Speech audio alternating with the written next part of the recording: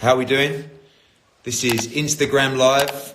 My goodness, look at this beard. It's absolutely terrible. So as you know, or you may know, we have a number of Matchroom boxing fighters joining us online today. I don't know how I'm going to do this. Apparently they're going to come up, anyone who wants to join in.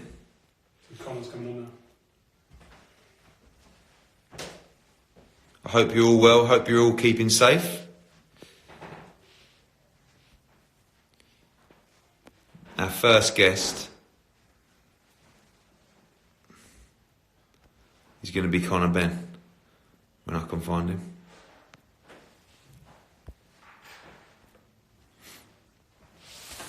It's going well so far, Scott. This is how are we doing, Jolly J? Yes, Simon Wall. Conor Benn, there he is. I know I need a shave. It's a terrible beard.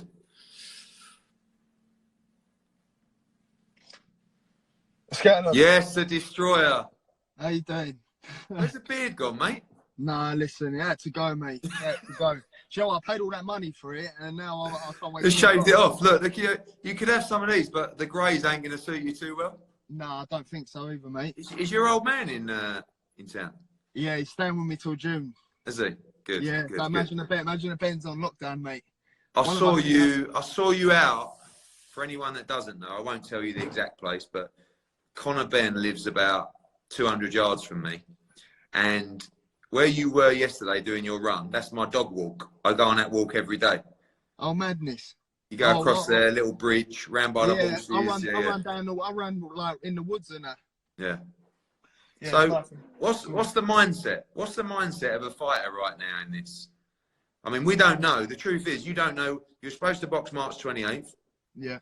People don't know you did actually have a little bit of a cold during that period. So it was still a little bit actually up in the air at the time. Yeah. But moving forward, you don't know whether you're fighting in June, July, August, September. What you do know is you're fighting on the first card back. But as a fighter who earns his money pretty much when he fights, what's the mindset right now? How do you keep the positivity? Well, to have positive people around me, really. And every time I've had a break, you know, I have come back better, and that's due to me closing the gap, working in the times that I can. And I've had a long time out already. My last fight was, October 28th last year. So me not fighting till June, July, it don't worry me. I won't have no ring rust because I'm still working, I'm still grafting. I can still work on my shadow boxing and things like that. So really in this time, I need to close the gap between me and these other fighters. And this is a perfect opportunity for me to do that. I saw that. I don't know if you watched that Dave Caldwell interview the other day, but that's what he said, where he talked about the ones that work. Yeah, he said the ones that work harder during this period are basically closing the gap on the others that might not be learning or might not be improving. Well, that's been the story of my career, though. Ain't it? People think, oh, you know, when I broke my jaw, I come back better. When I had my hand injury, I come back better. And, you know, the proof's in the pudding. It shows. Yeah, I can say I'm working now or doing this or doing that, but the reality is it shows. So I'm excited to come back. There ain't going to be no ring rust whatsoever. Throw me straight into a big fight. There ain't going to be no ring rust. When we talk about matching you now and moving you, like I have to say at first, as you know, like it's been well documented. When you first come on board, I remember when you come out and you walked out the hotel, I felt so sorry for you because you were like, you know, you come out like an absolute lunatic. I know. Remember when we went to Scotland and you boxed in Scotland? You were terrible in your second fight. Do you know what? You probably like, must have thought, what have I done? I don't know, but no, listen. I signed you. I'll be completely honest. I signed you because you were Nigel's son. I knew you'd have the spunk. I knew you'd have plenty of arsehole. But I didn't know if you could fight. And at the time, all you had was that fighting instinct. But your improvements that you've made have been unbelievable. And I keep saying in all the interviews that Tony Sims is obviously very, very careful when it comes to matchmaking, as every trainer and manager is. But now I've noticed over the last 3 or 4 months, the people that he's sending me for you to fight are of a completely different level. You know, when we start talking about Samuel Vargas, I mean, we all know you wanted the Johnny Garton fight, wanted the Chris Jenkins fight, Samuel Vargas, all these, like, these are well beyond the level that you've boxed at. But I mean, with the exception of 1 or 2. So they must be seeing something that you're ready for these guys, because a lot of these guys are European level, fringe world level title contenders. But that's fine. I'm ready for all of them. And, you know, I mean, the way I'm sparring, which everybody doesn't see, I'm you know, banging them out in sparring. And so I'm having to get sparring in, and it's a good feeling to be able to show that I'm learning. I'm now sparring in 18-ounce gloves. And the way I'm twisting in my shots, the way I'm, you know, working on my jab and things like that, it's all coming together. And, you know, it's Tony. I trust Tony with my career entirely. He's so hands-on with my career. He's always messaging me. He's always sending me fighters of who to watch. And I seem to be absorbing it like a sponge. Did I think I'd be where I am as quick as I am in terms of ability?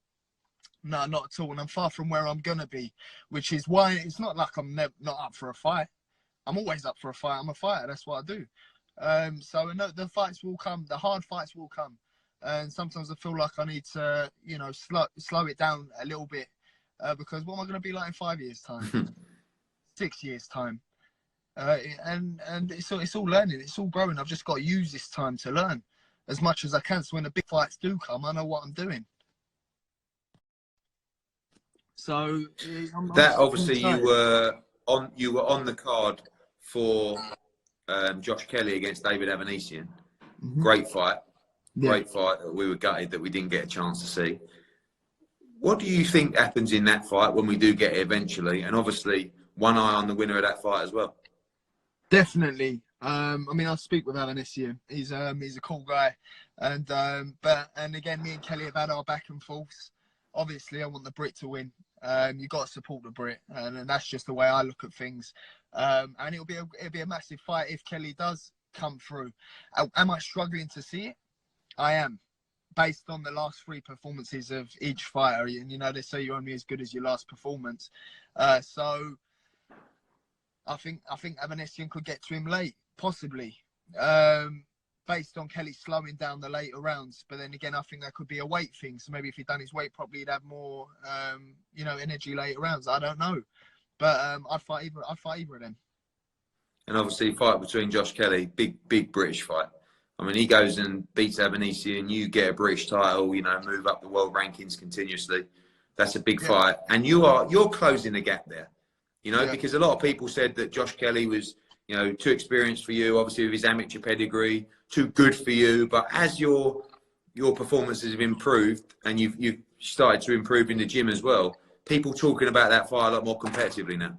Well, I think you know, Kelly has had a head start of his amateur career. It's something I wish I did have, and something I wish I didn't have at the same time, because I believe it will do me favours later on in my career with, you know, being boxing since the age of 12, 10, or however young, and then you end up having injuries as your career goes on later on.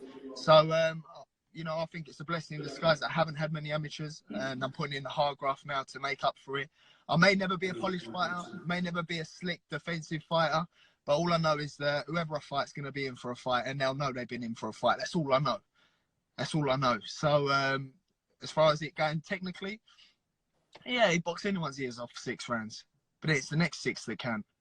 And I believe that with the hard graft I put in, with me carrying my punching power later rounds, and after being able to take a shot as well, I think I'll cause him a hell of a problem. And before we go, Dillian Whyte's coming up soon. Little message to the British public. Listen, thank you, British supporters, for supporting me through my career, man. You lot have been a blessing, and I wouldn't be where I am today without you lot. And, you know, that's I say that from the heart. So thank you, lot. And Eddie, thank you, mate. Really, thank you. All right, listen, it's just a start, mate. Just a start. Yeah, you know, let's get through this. Let's get through this. Let's get back in the ring. Yeah, I don't thank you enough, though, Eddie. No, listen, thank you. Listen, the entertainment you gave me in that fight with Paynard at your call was one of my favourite nights at your call. So, listen. Go on, I'll take that. Good. And I always say about you, you're one of the hardest workers I know. And you, that's a nice thing to be said about people. So keep grafting, keep switched on in this time, particularly, because as soon as we're back up and running, you're the first one that's getting a call. Go on. All right. All right. See you soon, mate. Bye, mate. Bye.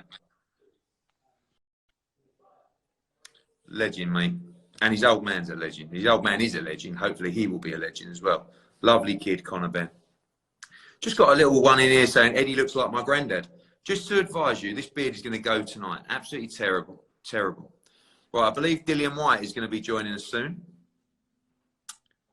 if he dials in.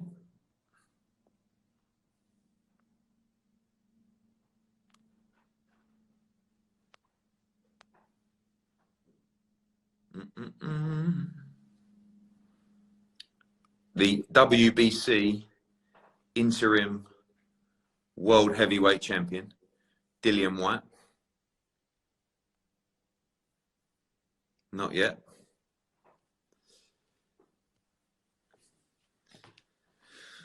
Eddie, knock out a quick joke, mate. If you haven't had my jokes yet, every day Instagram, they're getting terrible. I'm losing my mind.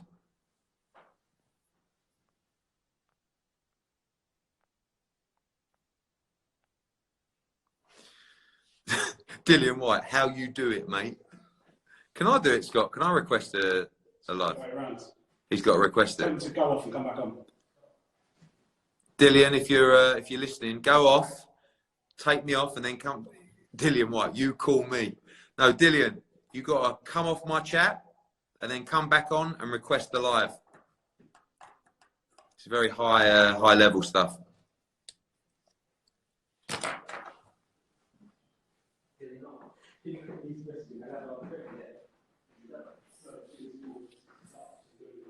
So, Dill, come off, then come back on and request.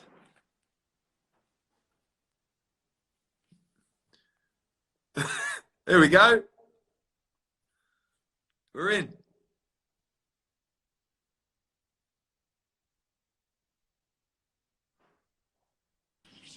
Yes.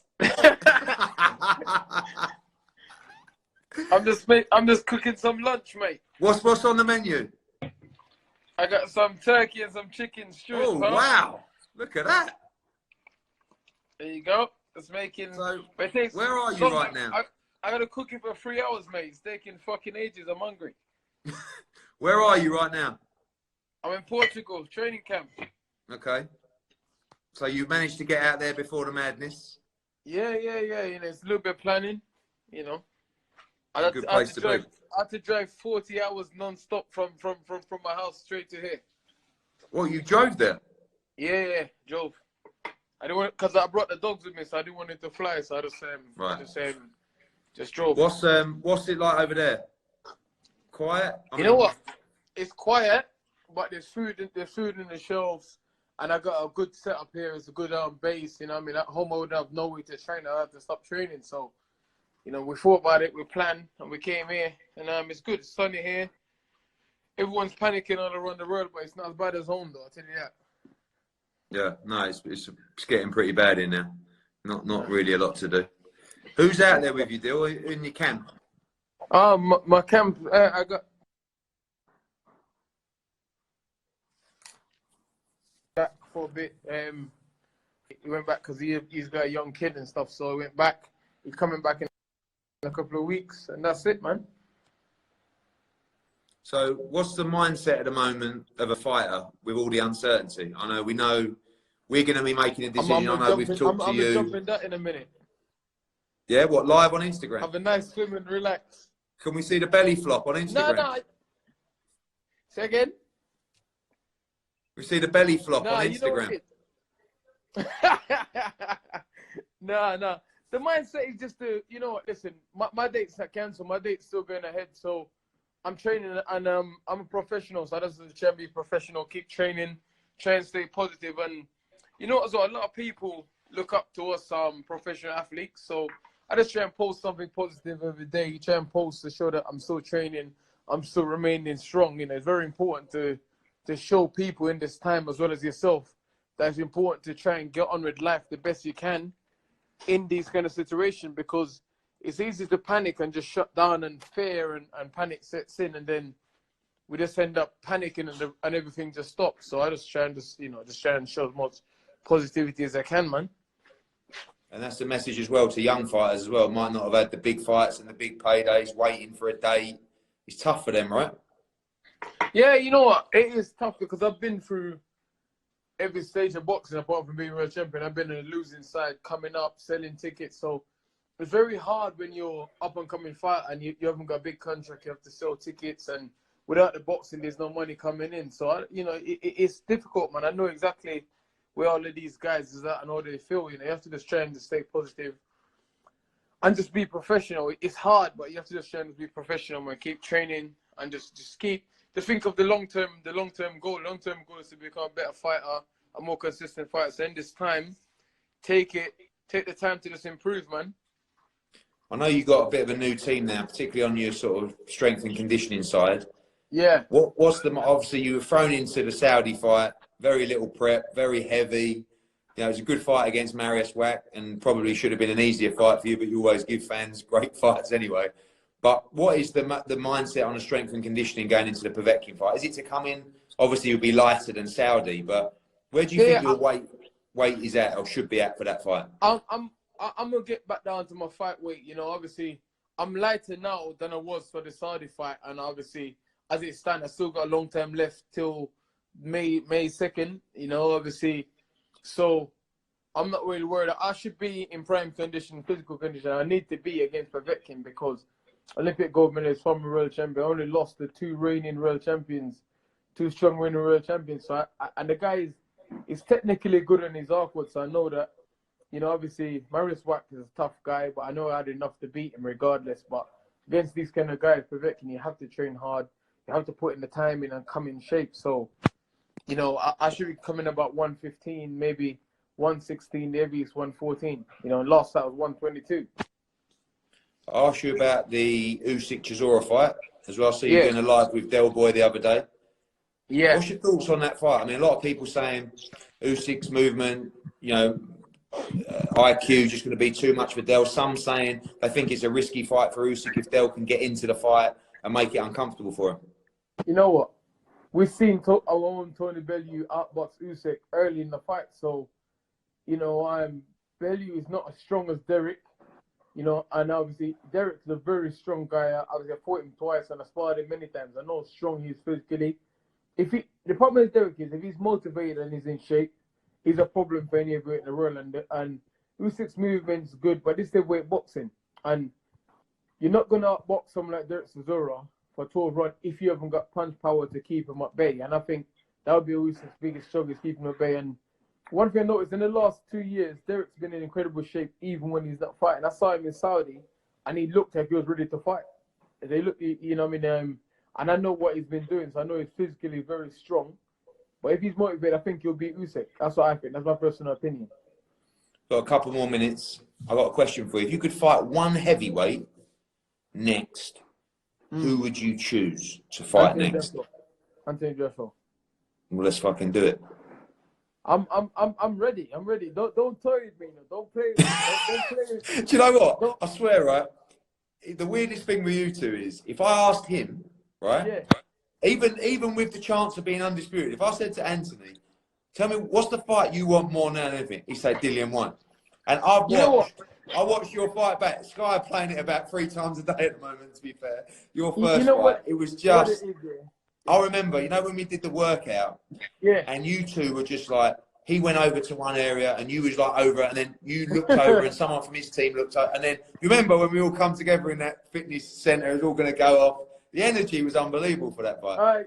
I swear after, I was like, fuck you, Eddie Hearn or something. Then I went down the stairs. I was like, you can fucking have it as well. I think I said, sorry. You know what's happened? I can't tell you how many times I changed my pants in that build-up.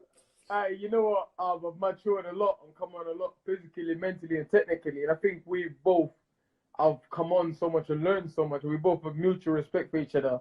But there's still that fire there. And I think, listen, I'd like to fight Joshua another 2-3 times throughout my career. Win, lose, or draw. I'd still like to fight him because there's just that one fight that just gives you that.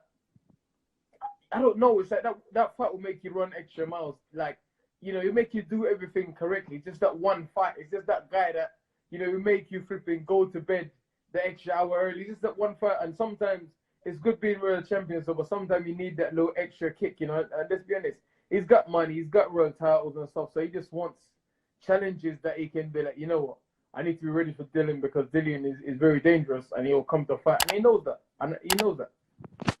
Final one. A couple of your little heavyweight charges that you work with and represent. Fabio Wardley and Babic as well. Big years for them. you know, I think those guys at Bright Future, Fabio is young. The good thing is he's 6'6". He's 105 kilos. He's very active. He's very sharp and he's very young. You know, he's a guy that's not going to come into his prime for another 2-3 years. Babbage, you know, I call him Alan the Babbage Savage. Be careful because he turned into a cabbage because that's his mindset. He just keeps coming, you know. Listen, I had him in camp for Rivas. The guy, he gave me hell, man, you know, for 4 rounds, you know. So we're just going to progress him and move him on. But, you know, obviously, we're just going to get through this tough time. You know, obviously, it's a hard time because there's so much seriousness going on in the world at the minute. It's a hard time to really plan boxing and talk about boxing, you know, with all this stuff. But as soon as it clears up, me and the guys are ready to go. We're ready to go. Good stuff, mate. Well, I'll catch up with you in a couple of days. Work hard out there. I'll see you soon. Up, mate. Cheers. Cheers, mate. I'll turn it round. So you're on, Scott. Right, Dillian Whyte, done. WBC interim world champion. Who's on next, Scott? Boatsy. I wonder if Boatsy's got the beard on or whether he's had a trim. Let's see when he... Joshua Boatsy, for me, one of the best young talents in the sport of boxing. Let's see if he's on here. No, not yet.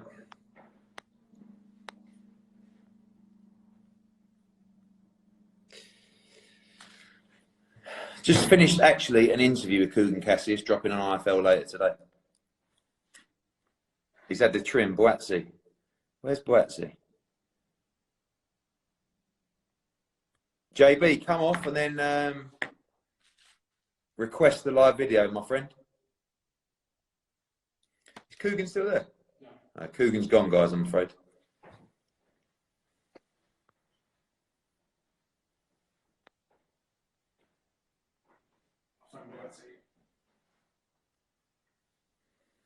Boatsy Yard this year. Yes, please. Ed's going for the geography teacher. Look, actually, I was teaching my kids geography this morning. PE, then geography, then science. Here's JB. Right, Joshua Boatsy coming in. Yes, JB. You saying that? He's the undefeated WBA international and a former undefeated British light heavyweight champion. JB, what's happening? Yeah. Mate, I was expecting, look at this. I'm going for the JB 12-week camp look right now. No, you've got to line it up now. Mate, this is terrible. It's all over the place. It's all over the place. How you been, mate? There, man. Not bad. I'm cool, man. Yourself? Well, for you, it must be double frustrating because obviously supposed to fight November last year. You were out with an illness. Yep. Coming back March 28th, and now obviously with everything going on. Where's the mind at? Where's the mindset at? How do you stay positive? How do you stay positive? I think, do you know what it is? It's for me, I've realized that it's not just me that's going through it. So I can't just separate myself and be like, it's only you that's going through it, Josh. So feel sorry for yourself. So that's how I've kind of dealt with it. I know that it's every fighter in the world that's facing it. So I'm not like, I'm isolated, but other fighters are having fights. So I understand that everyone in the industry is on pause and on hold at the moment. So that's kind of how I'm dealing with it, and just staying sane by training, being around family, being around friends. Not too much because you can't have like a large social gathering, but I'm around the right people, so that's helping me at the moment. What about on the training side?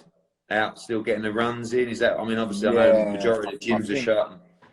Yeah, it's strictly just runs now and little bodyweight circuits that I can do after the runs. There's not. I was meant to train today with my trainer, but that's been called off as well. And I think it's going to stay like that till we hear anything different. So I think it's just about the individual doing something with themselves and then doing like a bodyweight circuit. So I think any pads or anything will record off for me personally. Do you think that when people come back, like certain people, I don't know if it works for you, but will be looking to move faster? Like for us, our plans, weren't they? Were March 28th was almost like a comeback fight. You haven't boxed for like 8 or 9 months and then move into a big fight in the summer. Do you think there might be that urge now to actually, like something we'll probably need to discuss as well? Do we still have that sort of comeback fight, or do we move into a bigger fight in the summer? Because everybody's losing time, aren't they? Yeah, and going into this fight, I was feeling good because I did like an interview yesterday, and I was saying that I had like a gym bout about 3 weeks ago, so I felt good. Like prep was going well for that. I felt sharp. I felt ready. Like even this week, I'm still feeling good because this is meant to be fight week, so I would have peaked at the right time. But again, man, my trainer and you guys can look at me whenever we're next allowed to fight, and you can be like, "Ah, you are sharp. You're ready to go," or actually have a warm up fight. But for me, I feel long as I'm dedicating myself and I'm in that gym learning. I heard a bit of Conor Ben's one, and he was saying that when he's away from training, away from fighting, he covers a lot of ground within training, and that's going to be the same for me. I feel I learned loads, and coming up to this one, I thought I'd learned a lot that I was willing to display, but again, it got called off. But whenever I'm next in the ring, Eddie, man, I'll be ready to show what I've been learning. Well, you're on the first show that was postponed, so you're going to be on the first one back. So at least that's something. But yeah, I want to talk a little bit about. When that is. It's a good question. I mean, I think we're just on the phone to Dillian there, where we talk about we'll have to make a decision on May this week. May ain't looking good. Wow. June now. I mean, I think we've got a good chance for May June. or early May? Yeah, we got May the 2nd is Dillian Whyte against Povetkin. May 23rd is Usyk against Chisora. But right now, we'll make a decision on those 2 dates this week, and it's no one really knows, Josh. There's the truth. Cool, if we just do what they say and take their advice, hopefully we get through it sooner rather than later. Yeah, for real. I want to ask you a little bit about the division, right? Just one little bit of a random one. There was a good fight that got cancelled, obviously through this as well, which was Anthony Yard against Lyndon Arthur. Good fight, I think for the Commonwealth light heavyweight title. Do you make Yard a big favourite in that fight? I mean, it's a kind of one where he's got nothing to lose, Lyndon Arthur, and Yard's got everything to lose in that fight. Expected to win, but Arthur, a little bit of an unknown talent. I don't know if you shared some time with him in the GB. Yeah. I sparred Lyndon Arthur many rounds when I was in the GB team, but that was in the amateurs. But I always felt Lyndon had a better pro style than everyone at that stage. He was in the amateurs, but he had a pro style already. So I think if he's been underestimated in this fight, I think it's a big mistake. I think the longer rounds will suit him, and he's a better fighter than he was.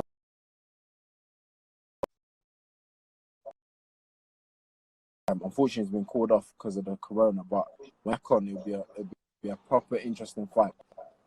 I don't think there's a favourite personally. Yard's good, but I think Lyndon is very good as well. And this will be his opportunity to show that to everyone. A fight that a lot of people talk about, obviously, is you against Yard. We'll come back to that. But one fight that's supposed to be on May the 2nd is Callum Johnson against McCalkin for the European light heavyweight title. Again, a really good fight. Callum Johnson coming off a good fight with Beterbiev, got a good win over Shawnee Monahan. And then also McCalkin had a good fight with Kovalev as well. If Callum Johnson can win the European title, that's a big fight, you and him, later this year as well. It lines up, Eddie. I won the British after British is European, sorry. So it lines up perfectly. So hopefully if he gets that, he said he's up for it. I said I'm up for it. You as the promoter, you said you're happy to make it happen. So I think vacating the British, the next step for me is the European. So it makes sense for me, man. And I wish him all the best, man. If he can go out then wherever it is and whenever, win the title and we make it happen. So that's all good. And when we look at the world scene, probably the most difficult division to plot a world title for. I mean, obviously, the WBO situation looks like it's going to be probably Elver Alvarez against maybe a Russian fighter in Vlasov or Salamov. So I'd say a weaker champion there. That's arguable. But obviously, with Beterbiev and Bivol as the other world champions, tough division. Are you sure we can't get you down to 168? No, do you know what? Not after the isolation. No, the more I'm doing this, I'm realizing that these lot are killers, but you have to realize yourself that you're a killer as well. Sure. So it's like, who's going to execute it the right way? I've got a bit more learning to do, but I don't take the fact away that they're dangerous fighters, but I also believe I'm a dangerous fighter. So I think with a bit more learning and guidance, when the time's right, I'll be ready to handle these guys. But I don't, despite the fact that they're killers, but I also believe in that ring, I'm as dangerous as they are. So that I don't doubt at all. Okay, finally, mate, we're gonna let you go. Little message to the British public. Tough times for everyone right now. Stay positive. Man. Yeah. Stay positive, stay safe, stay around people with good energy. Not too much people, but a few people as much as you can. And exercise, man. Keep fit, keep the limbs going. Grow the beard if you can, but shape it up. But yeah, man, just spend quality time with people, man. That's what we can do in this period. All right, JB. Thanks for coming on, mate. You're the first one back when we're up and running. Big up. Appreciate that, man. Right, Thank you very much. Take care, mate. Cool, man. See you later. Cool, man. Joshua Boazzi, for me, I think one of the best prospects in world boxing. We've got a little treat for you coming up now. God knows what's going to happen on this. Billy Joe Saunders. I have to apologise in advance for the language. Billy Joe, have you requested me? No. Right, Billy, you need to log off, log back on, and then request the chat, a live chat. Adam Hart, you know, mate. This could really all end in tears. This Billy Joe one, Scott. I'm not sure whether we should be doing this, but yeah. Billy Joe Saunders. Ben Davison, how's your flight getting on, mate?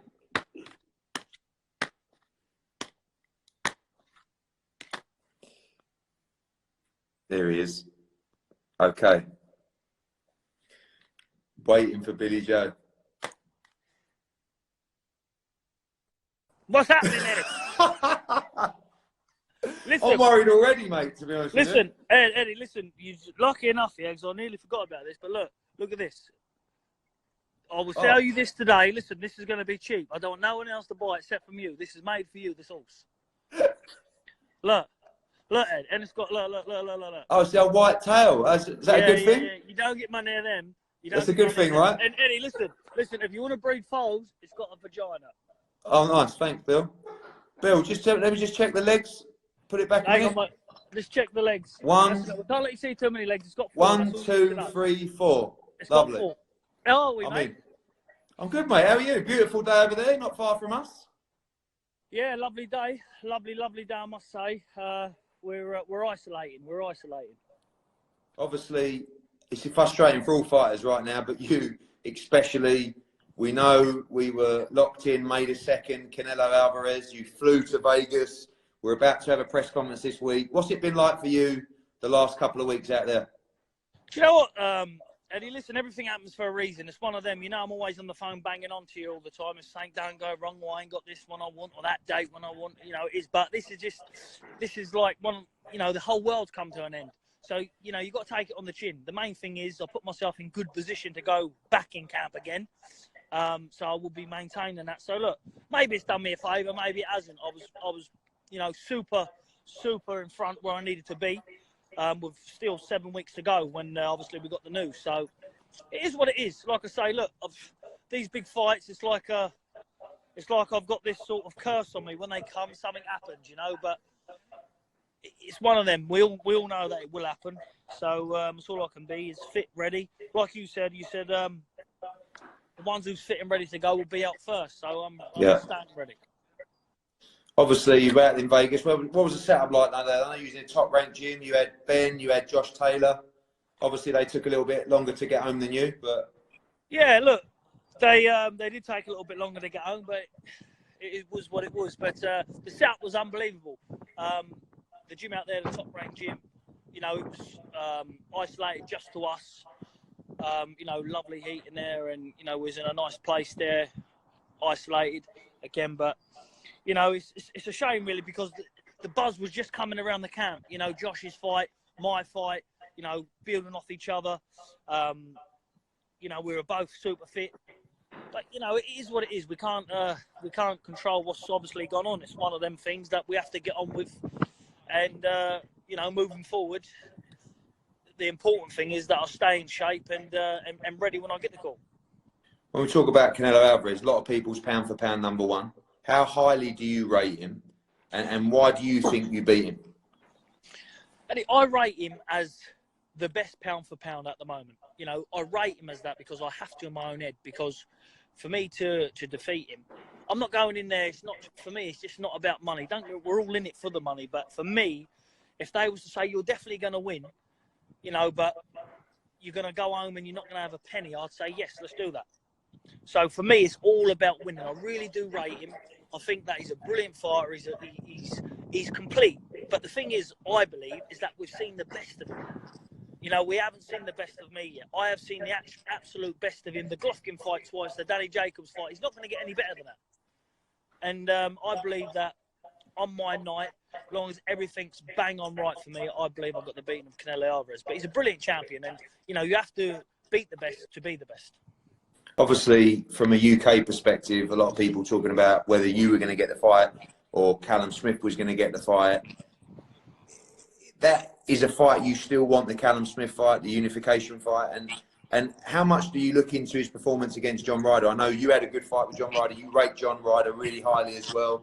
A lot of people think that Callum, you know, didn't perform well in that fight, or was it just a case that John Ryder's underrated? Look, I think a lot of people look at John Ryder and look at his record and go, oh, yeah, he's not particularly good. But I've shared the ring with John Ryder. He's probably given me one of my hardest nights I've had. And coming off from when we was both unbeaten as well, he didn't know what it was like to lose. So I had to push that extra mile more than anyone else. All right, he's got a bit more experience now.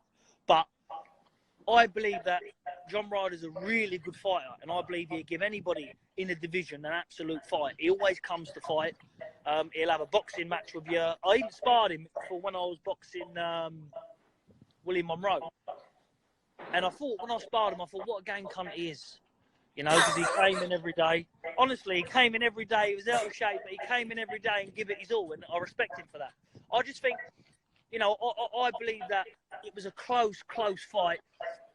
You know, if John Ryder would have got the nod, you couldn't have really complained. I had him probably 1 or 2 ahead. But Callum Smith's also a great fighter. And I believe that if the Canelo fight didn't happen for me or him, you know, it's the only fight that really makes sense for the UK fans, whether that's at Anfield or whether it's at your call. Do you think now up at 168 pounds that that's it for you now? I know that when we sat down, we talked about, you said you felt like you could box in both weight classes, but it seems like now most of the bigger fights are migrating up to 68. Yeah, the thing is, I think all these fighters now, they're all just squeezing out the 160. You know, your Danny Jacobs was, you know, struggling to hold the weight. I believe Golovkin, you know, I think he's probably the more natural suited 160 at the moment at that weight than anyone in the division. But I think everyone's now just moving into the 160. I can make 160, especially now this stage of camp where I put myself, I can make that quite comfortably. And obviously, the big heavyweight fight that may happen later this year when I take 50 grand off you, when Anthony Joshua beats Tyson Fury. We're still on for that bet, right? Yeah.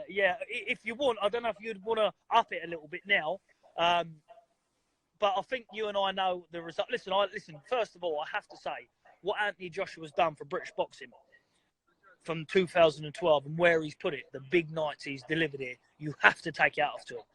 You know, selling out them, you know, them stadiums and, you know, the 80 and 90,000. You know, I'm a fighter. I know what that is like to do. But, you know, for him to do it, and now he's captured the imagination of the British public. But also now Tyson's right behind him. He's also done it. He's sort of conquered America. So it's going to be an unbelievable fight. But I just believe that, you know, there's no one to touch Tyson at anyway at the minute. Well, I'm up for upping that bet when it's on. When we make that fight, me and you'll discuss an increase in numbers. An increase in numbers. To be fair, if you get this Canelo Alvarez fight and beat him, you're going to want to probably put down a couple of million on it. To be fair, look, Eddie, that's what I've got because the Alvarez fight ain't happening. Bill, how much does that go for? Well, look, to you, we can negotiate a price and I can sell it to you. Right. You know, I wouldn't sell it to anybody else, only you. In fact, that means a lot, mate. Do you know what I mean? No one else in the world could buy that, only you, and I could deliver it. And you know, your house would be safe after a couple of gypsies drop it off. Definitely going to give you my address, mate. Yeah. Listen, because you're not subject to a wind-up. Yeah. So if anyone don't know that, the worst thing when I got on that plane with you, and I didn't even know you that well at the time when we flew back, and I said, and I'm saying now, I think I'm so tired, but I know if I go to sleep, the minute I go to sleep, Saunders will be up. sticking Eddie, something on me. What do you reckon of Ben Davison as a trainer? Like, I want your opinion on him. Because I actually, first of all, when we were face to face, you said before he's shit. you talk some shit, you do. That's what you said, talk mate. some shit. He's You online talk as some well, shit, you you see. do. No, I actually, funnily enough, because I said to Ben Davis, I thought you were overrated. Yeah. So what I actually think of Ben Davison is, I think that he's a very, very good trainer. I think what he did with Tyson Fury was exceptional. And I was actually saying the other day, I hope more young trainers come into the game now. Because when you look at the older school trainers, whether it's, I mean, they're not even that old, but Tony Sims, Joe Gallagher, you know, all these guys, even Dave Caldwell, he's watching this, he's not getting old. But, you know, that younger era of trainer now, you talk about, I think Shane McGuigan is a very good trainer. I think Ben Davison is a very good trainer. I would like to see some of these fighters that have retired recently become trainers as well. I'm talking about Anthony Crolla. I'm talking about Darren Barker. I'm talking about, but the problem is, once you're done, do you still want to be getting up at 5 o'clock in the morning to meet the lads for a run? I mean, I know that's probably different for you because you're so disciplined. Out of all the young trainers you mentioned, the two there obviously apart Ben, but the two you mentioned, Crolla and Barker, I believe they would be very, very world-class trainers. They have got that commitment. I believe them too. I don't really know about the rest. Young ones coming through retired, because like you say, if you don't do you think you would be a good trainer? I think I would be a good trainer I'd help my sons out to show them. And probably if that got me in a gym, I'd probably end up helping everyone out as well. But you've got to get in that routine. The same as boxing. You have to get in that routine to start that camp head off. You have to get in that trainer routine, you know, because it don't only come, I've got to get up and go for a run. You've got to get up and study. You've got to get up and look at opponents. You've got to make sure your fighter's on weight. You've got to make sure, you know, the right trainer's done at the right times. It's a heavy job. Sometimes I have to slap Ben. Do you know what I mean? Sure. All the time I have to slap Ben, matter of fact. Yeah? Okay. All the time. Well, that's one between you two. But listen, Bill, who's your favourite all-time trainer at the moment? My favourite all-time trainer at the moment? Yeah. What are you talking Dave about? Caldwell's watching and Ben's watching, but I'm going to give it to Dave Caldwell. All right, I'll go. What I'll do is I'll go outside of Britain I think Eddie Reynoso is a good trainer. Canelo's trainer. I think, yeah, but he can't really speak a lot of English, so we can't really go. We don't know what he's saying, do you know what I mean? Also, they do good meat out there as well. So that's another thing. So, obviously, because we don't know what he's saying to us, we don't know if he's any good. Is that what you're saying? How could he tell me? Well, you know, we'll see how good he is when I box Canelo. Good. Listen, finally, we know you're a wind-up merchant, but you have got a good heart. Shout out to the British public. Few words of positivity right now. Well, listen, the only thing we can do, mate, is respect this virus, what's going around, and, you know, make sure, please God, and say for all our children and families safe, because, you know, a lot of people ain't really taking notice of this warning, are they? You know, I see a lot of people out on the street still, and, you know, when I was out on the horse earlier on, I see a load of people out. It probably includes me as well, to be fair, because I was out. Well, obviously, if you saw him out, you were out yourself, mate. I'm doing a little jog around in the open air and back. I'm isolated. Eddie, I've never seen you look so rough, mate. With your beard, what's happening? Terrible. Look, mate, I've got no money coming in. Do you want to sign this gypsy here? Oh, wait, don't be shy. Don't be shy, Bill. Bill, come on, Bill. Bit of shadow for us, Bill. He's a bit big at the minute. We've got him out here cleaning the horses out. He'll pop that trailer over later for us, yeah? Yeah, pop it over you later. All right, nice one, Bill. I'll message you. Details. Let's put the 30 grand in, yeah? All right, sweet. See you, mate. See ya. What a character. WBO super middleweight champion of the world. I can't believe we got away with that call. Next up, IBF featherweight champion of the world, Josh Warrington. We've got two to go. Warrington and the Madman. The Madman might even be on another level to Billy Joe Saunders. This has been good. Josh Warrington we're waiting for now. No, not yet. Guys, we've had a steady 5,000 on here throughout.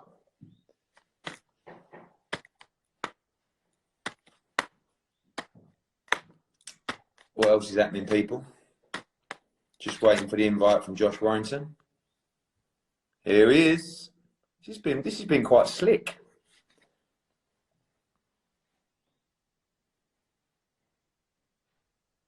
Yeah. Hey, big head, how are you? What's happening?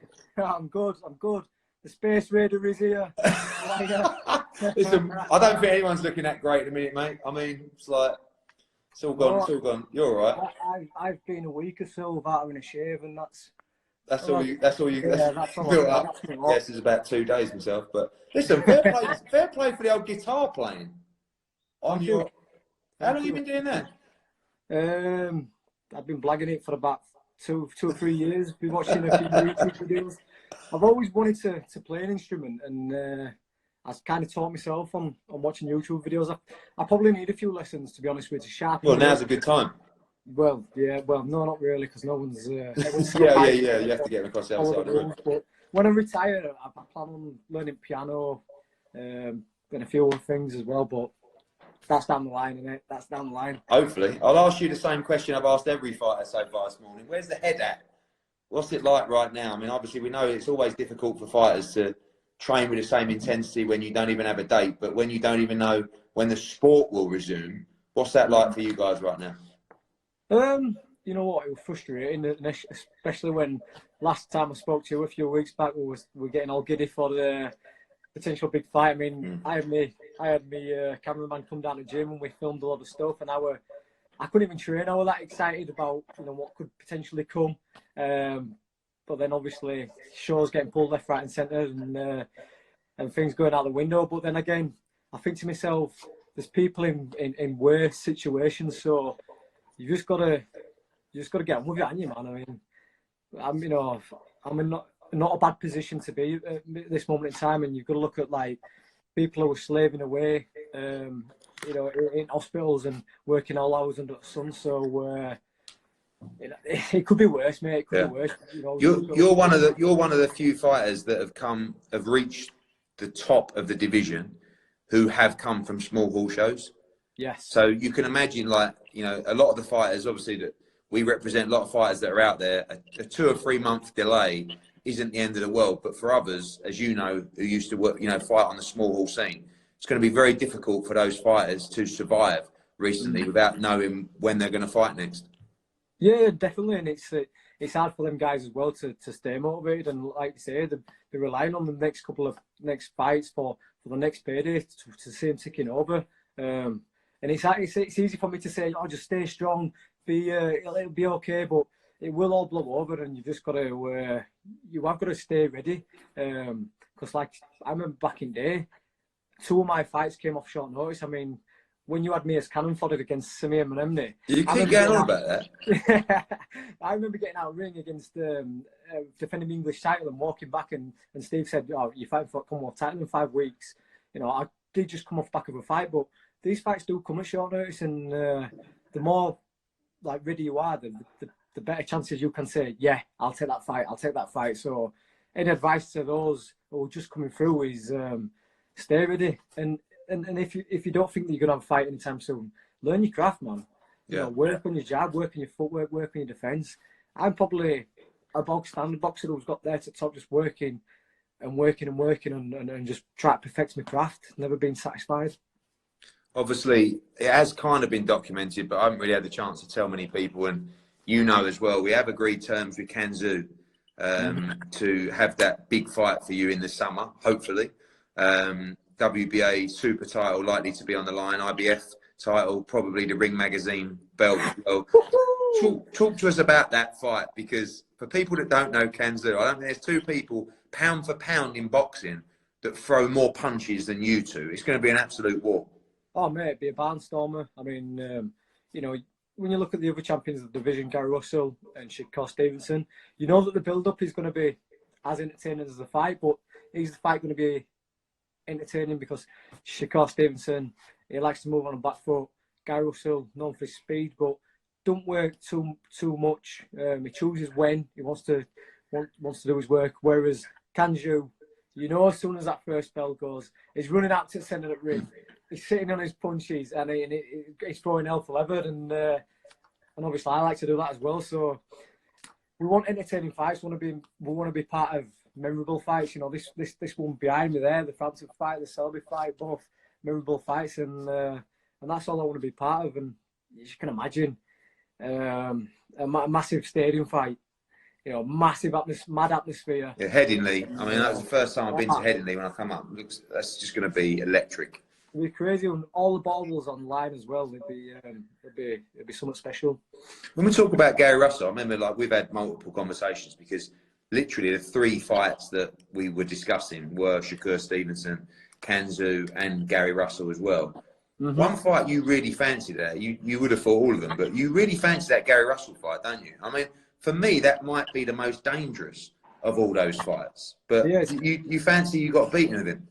Yeah, I feel like you and Steve weren't so sure, but I don't know. Sometimes fighters get a gut feeling, and sometimes you've got to run with that gut feeling. I just like the Selby fight. I'd seen many of the things where I thought that we could expose, and I see it with Gary Russell. You know, he's a great fighter. He's got a lot of speed, but he's there for taking. You know, he's there for taking, and he's got a green and gold belt, man. The WBC belt's lovely, so I'd love that fight. He's a massive scalp, but it's same respects. Kanju fight would be an excellent fight as well. In terms of staying at 126 pounds, I said to you in a couple of meetings, didn't I? I said, there is a chance to move up and maybe fight Tevin Farmer or Jojo Diaz, trying to become a 2-weight world champion, but more than happy at 9 stone right now. Yeah, I make the weight comfortably. I mean, absolutely solid. You're ripped to shreds, mate. What are you weighing now? What would you be weighing now? I'm about 10 stone. Right. About 10 stone, so yeah, just about 140. But that's because I'm eating healthy, but I'm just eating a little bit more than I usually do. I could easily bring that down to under 10 stone within next week or so. Just clean up a little bit more and just step up a few things, step up on circuits and everything else. But whilst we're waiting, just got to keep it there, just keep it safe, keep the immune system high and all that. So, but yeah, featherweight make it no problem. And if we did step up, then I just build up and get a bit stronger. A few more. The one question that people are asking me is they want to watch fights right now at home because they can't watch any fights live on Sky. Yeah. One fight for the public or people watching this outside of you against Carl Frampton, which was a good fight. Unfortunately, I wasn't there at the time, but I'm here now, so don't worry about it. Give us a fight, one of your favourite fights of all time for people to tune in on YouTube today. With myself or with anybody else? Well, it's not all about you, mate. Well, so you are talking to me, like, but Pereira Morales. Yeah. Pereira Morales, yeah, I love that fight. All 3 of them. It's a trilogy. If you like the first one, watch all 3 of them. The guys didn't like each other, and they just threw the kitchen sink at each other. Sometimes some of the combinations, and especially the first fight, how the fight swung from back and forth. You know, hitting each other with absolute bombs, and they'd finish most people off. Well, they just bounced back and came again, and the intensity, the tempo, unbelievable. So yeah, right. Well, listen, we're going to hopefully have your fight up and running ASAP. It's going to be a big one. Finally, Josh, before you go, message to the British public: tough times, stay positive. All right. Yeah, message for the British public: just keep strong. Stay isolated, stay at home. Don't go out on the piss when you don't need to, because if you don't follow the guidelines, the longer we're going to be waiting. So stay healthy, optimistic. I got it. Don't worry. Good man. IBF World Featherweight Champion. Big news coming soon. Stay well, mate. Good, mate. Take care, mate. See you, mate. Thank you. Bye. All right, this is going well, boys. We've got one more to come, boys and girls. This could be a cracker. And again, this is up there with Billy Joe Saunders. I can't guarantee the content that you're about to see. This is going to be Scott the Madman Fitzgerald. It's going to be our final guest for today. It's been good. Been going for nearly an hour. Hope you've enjoyed it. The Madman's in. The Madman is in. Here we go. Madman! All right. How are you? How you doing? Yeah, sad. I can't believe you knew how to do this. Did the yeah, boys well, listen, it's actually proper easy, isn't it? It's so easy now. All I had to do was just not cancel what you've just sent me, and there I am popped up. So I'll start doing this with people, and I need to start knowing how to do them question and answer things on Instagram as well. How people do that as well. What's life like up in Preston at the moment, mate? It's class. It's quality, mate. Obviously, everything's shut and that. Roads are pretty quiet and all that. but it's easy for training. I'm out there, just everything's free and fresh, and just the earth feels. I like this time of year, me. So I know with you, Fitz, when you all of a sudden start camp, right, and you just get your nut in the game, which is now. yeah, You look, call me about 15 times a day, right? Which Yeah. you've done. I was putting the kids down, I think it was Saturday night, and you were Hey, like, mate, let me, I'm mate, you sorry called about me and that. you're Yeah, like, I mate, said, why aren't I you picking said up to the you- phone? Why aren't you? I said, Right. am I allowed to put the kids down to bed? No, but Eddie, right, I understand what you're saying there, but I had been trying to ring all day, you know what I mean? So I basically had gone, right. I was just texting left you. We had a meeting on Friday in my office. No. I text you, and by this point, you've not got back to me all day, and I texted you, say, are you that busy that you can't spare 5 minutes, even 5 minutes for a chat? And you said, I'm putting the kids said, I felt a bit of a you know, a dickhead, terrible to do it. And then I wasn't really. I just wanted to make you feel I bad. know. Yeah, get on to that guy, your mate, this Champions Hotel, get on to him and see Yeah. if I can spend 4 days a week there on sponsor. Okay. Let me get massages and all that. Okay, mate. Nice one. Well, shout out to Champneys. They're probably watching, Fitz. Come on, Right. the Champions. Hey, Fitz, why? we know we talk. Everybody is talking about nice one, Tony, lad. Right. I'm changing that nice one, Tony. It's Tony's a muppet, yeah. So if people can start hashtagging Tony's a muppet, I prefer that. I said to you. I said to you the other day. I said there are other fights there for you. Jack, you'll be back. All right, bloody hell. Yeah. Jack, get out. His Jack, I'm biceps. busy. Sorry, I didn't even tell him I was coming up. I'm on him and his bird's bed with me. Lovely. And everything. Lovely. Keep that isolation up, mate. Well done. Yeah, I've been running about out there though. It's fresh, dead fresh there because there's less cars about and all that. And I thought that. So listen. I don't get it. I don't get ill, me. I mean, my message to anyone, I just heard your little last bit with Josh Warrington at what you're asking me. My message would be, you know, if you're elderly and you're a bit vulnerable, just proper block it off proper fully. And but otherwise, you don't get ill, or we just run it about. I think, to be honest with you, Fitz, I think we should get you up there on stage with Boris. If you're old and elderly, proper lock it off. Yeah, that's what I'd like to do. But Eddie, listen, I just, because you won't answer me bloody calls at times. Oh, well, I'm on the line now, so what do you want to know? Exactly. So you said you were going to give me a borrow today. What if I could have possibly missed my mortgage payment, pal? You want a few quid today? I need a few proper few quid. I need looking after today, mate. I need to. And this, I've not had a front camera on my phone. Like, the camera that faces out. So you need a few quid and a new phone? I need a new phone. Send me an iPhone. Okay. Jack, what do you want? Make him a tea, will He you, mate? wants free tickets. He wants some free tickets. Free tickets. So this has been an expensive FaceTime.